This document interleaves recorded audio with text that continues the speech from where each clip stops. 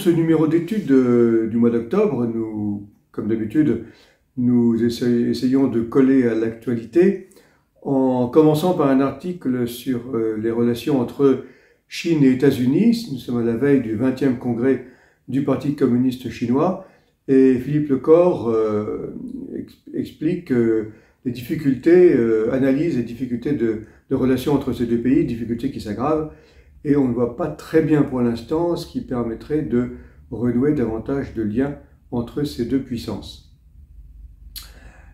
Un autre dossier actuel et important est celui de la fin de vie qui va entrer en débat dans les semaines et les mois qui viennent.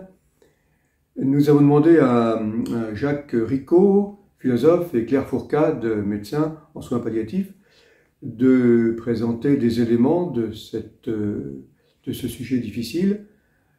Et il montre en particulier l'importance évidemment évidente, mais qui est à rappeler, des soins palliatifs, le danger aussi de présenter l'euthanasie comme un soin, au détriment précisément de ce qui est véritablement un soin, à savoir les soins palliatifs. Et enfin, dans les 3 articles mis en valeur ce mois-ci, le 3e porte sur un débat aussi inflammable, pourrait-on dire, qui est celui de l'écriture inclusive. La philosophe Mazarine Pinjot critique plutôt, même assez fortement, cette mode de l'écriture inclusive, qu'elle accuse finalement de diviser au lieu de rassembler.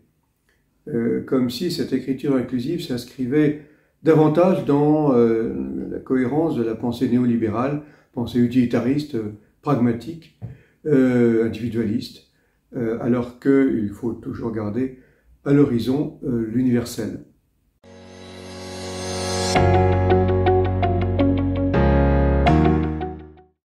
Parmi les autres articles du mois, Jean-Arnaud Derens présente la situation des Balkans dans le contexte de la guerre en Ukraine.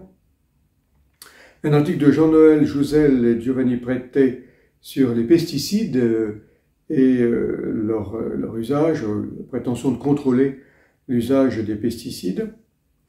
Dans le secteur religieux, un article de Louis Lourme sur ce qu'il appelle la charité éducative, envisagée dans sa dimension institutionnelle, comment l'éducateur peut exercer effectivement une charité dans son métier. Christelle Javary présente la situation des célibataires en Église et tout ce qu'il serait à mettre en œuvre pour que les célibataires trouvent davantage leur place dans l'Église. Enfin, nous terminons par un entretien avec l'écrivain Philippe Forest. L'article gratuit du mois est celui de Claire Fourcade et de Jacques Ricot qui correspond bien à un thème d'actualité. Bonne lecture.